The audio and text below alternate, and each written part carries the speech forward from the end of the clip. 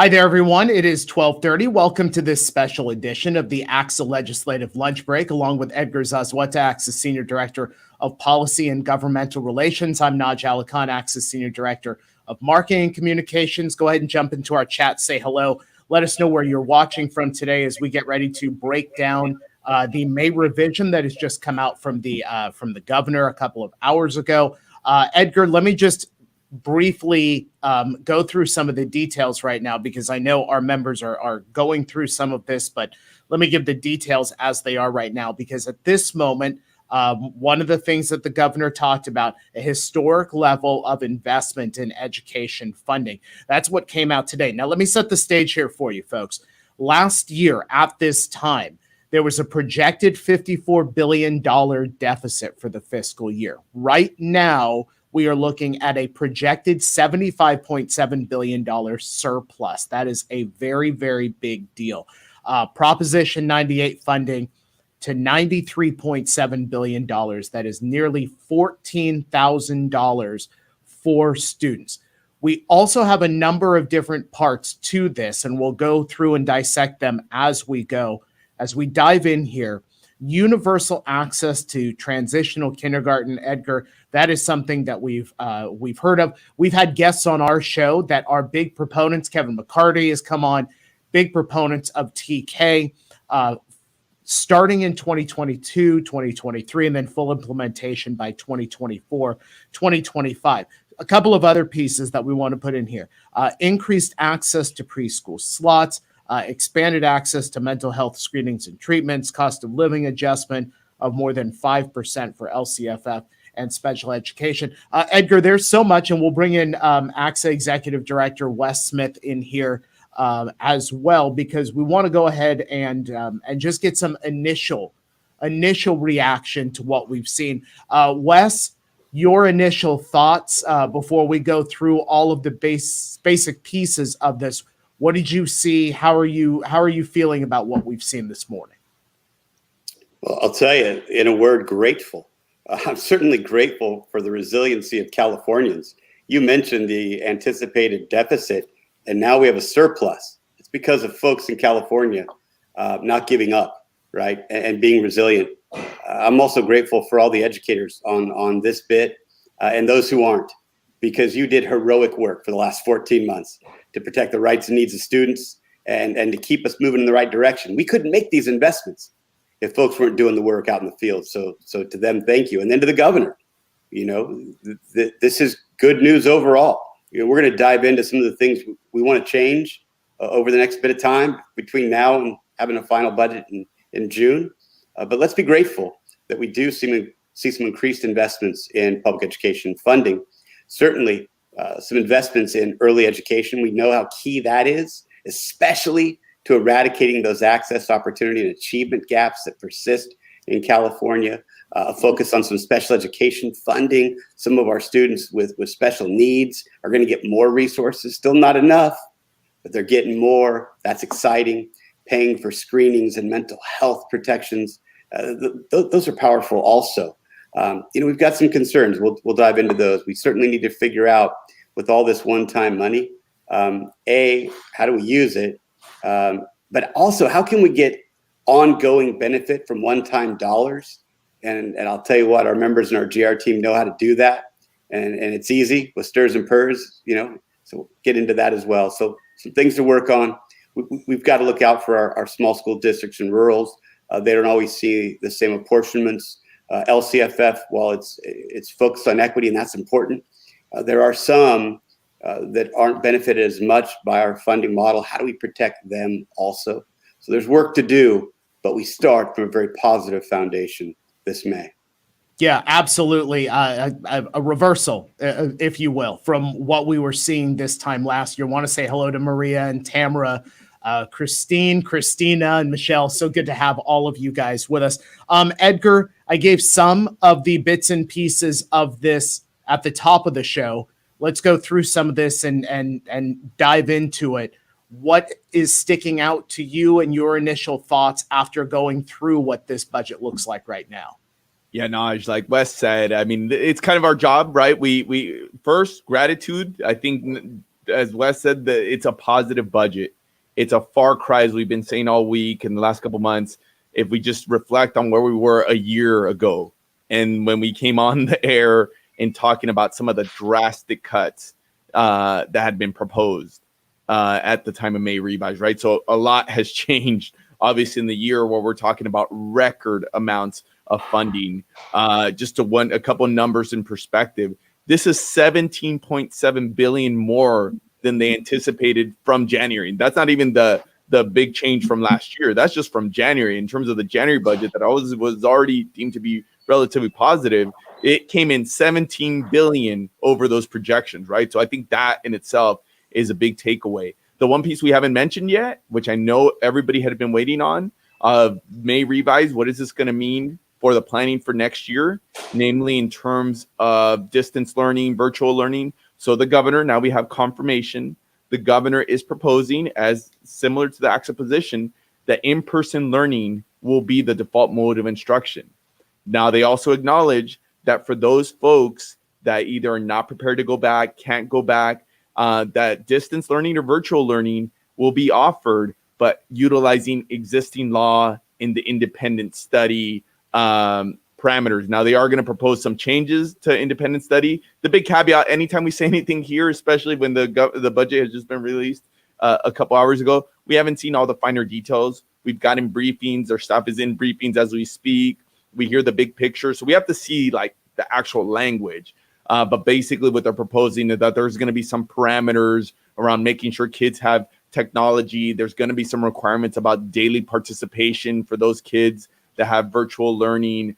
There's going to be, I think LEAs will have to put forth a plan. How do you re-engage students that may not be doing well in the virtual environment? So there's going to be some components there, but I know that was a big piece and a big question in terms of that. You talked about universal TK. I think some implications, I think positive in terms of serving young students. We'll have to think about what that means in terms of the system's capacity being ready to get there in a couple of years, right? What does that mean in terms of facilities? What does that mean in terms of our workforce? But a big proposal there. The other one I would say is there's an overall focus on equity, as Wes talked about, which I think we support. With that said, when we're talking about changing things like the LCFF formula, what does that mean for some of those LEAs, some of those districts, some of those schools that have need in their own right, but may not have those numbers? Because there's some proposals to change the concentration factor amount and the value of that. And I think the last one, the big takeaway for me, is something that Wes talked about. This proposal is offering a lot of new stuff, right? There's a lot of proposals, billions here, billions there, a lot of new stuff. So what are we going to do to kind of reconcile that effort to create new things while making sure we don't forget about the existing challenges we may have, right? About just making sure that the programs we have in place right now, that we're solidifying them, and also thinking ahead and some of these long-term pressures. Wes mentioned stirs and PERS, and I think that's a big one. Really focusing on how do we best serve students post-pandemic. While yes, there's an eagerness and there's a lot of good stuff here. Investing more money into expanded learning, devoting more money in terms of pandemic response. But how do we balance that with making sure that we also solidify and make sure that the existing programs we have in place are also strong? So I think that's a conversation we're going to be having a lot over the next couple weeks. And folks, I want to remind you, if you are watching us on YouTube, go ahead and subscribe. If you are watching us on Facebook, like what you're seeing. I do want to refer back just, Edgar, for a moment, because you mentioned your team in meetings, and that gives us an opportunity to preview our 3:00 webinar with Edgar and the entire ACSA governmental relations team. They'll have an in-depth analysis on all of the pieces of the budget that comes your way at 3:00. You received a link from ACSA in an email which went out, I would say, probably about 2 hours ago. So if you didn't see it, go ahead and check your email again. Maybe it went into your junk email. Go ahead and go to that. Again, a 3:00 webinar coming up. Hey, Wes, I wanted to address a piece of this with you because we've learned so many lessons here over the last year about equity. And there is a 5-year strategy that addresses the equity gap. And I just want to give a couple of pieces here.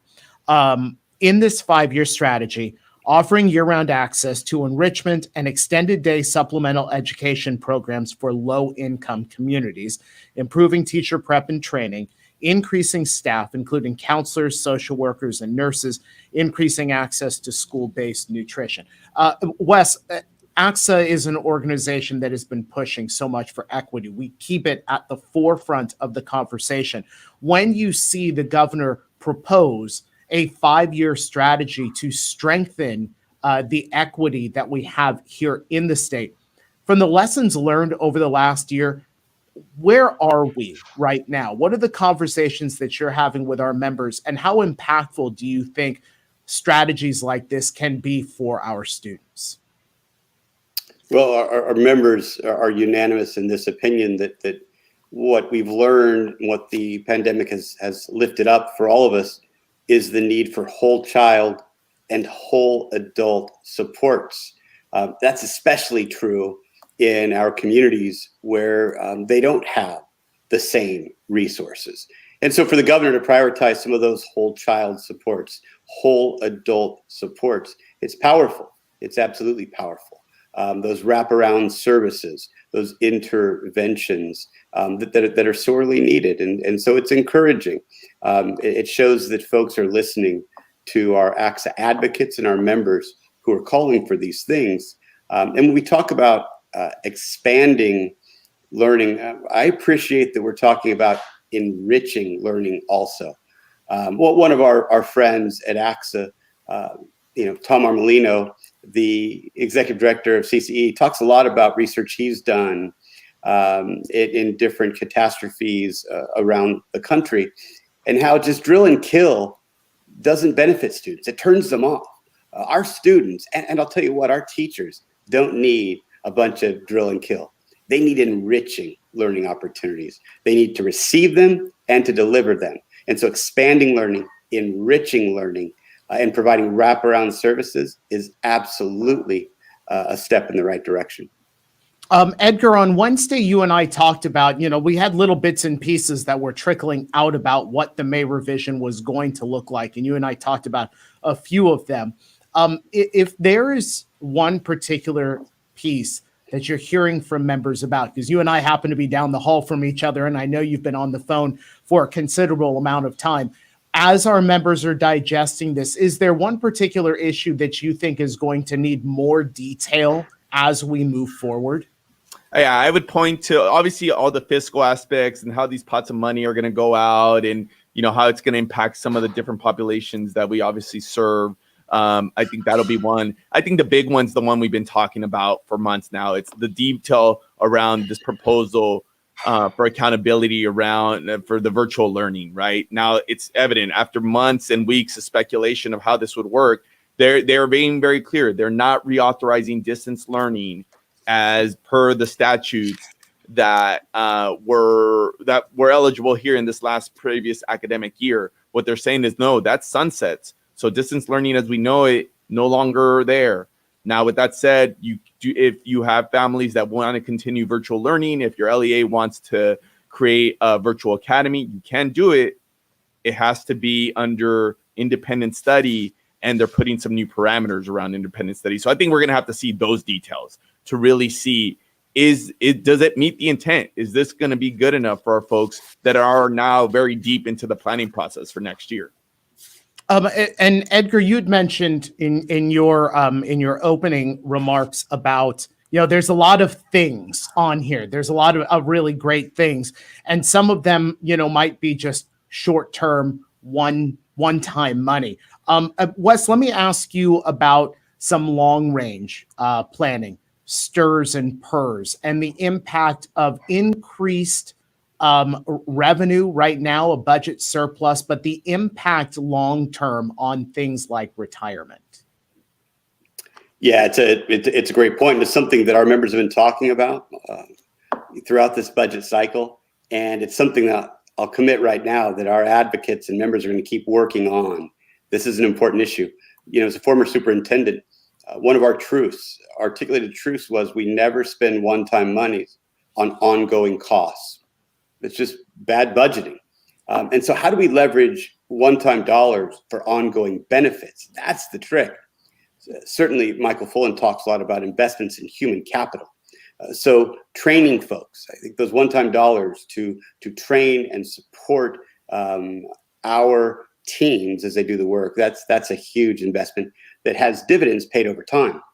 Another one is stirs and purrs. I still scratch my head a bit that this wasn't one of the priorities for the legislature and the governor thus far, because we know that not giving us more money for a year or two, but instead using some of these one-time dollars to significantly buy down the stirs and purrs obligation, that frees up general fund dollars on an ongoing basis. See, then our folks can reinvest those dollars in human capital, in programs, in direct services to students. And so that's going to be an area that we focus on, because again, we'll be able to use the surplus this year to benefit us for many years to come. And folks, again, want to remind you that we have a 3:00 webinar. Edgar and the entire ACSA governmental relations team will be on for an in-depth analysis on the May revision. Again, it came in an email over the last couple of hours. So if you received that ACSA email, the link, login information is there. If you did not, go and check your junk folder. It should be there as well. And Gianna Miller has just gone ahead and put that link into our chat. So if you want to log on for that, that would be great. Wes, let me just get your final thoughts from what you've seen, where we're at right now as we move forward through this last month or so with the budget process. What do you see? How are you feeling at the end of the day today?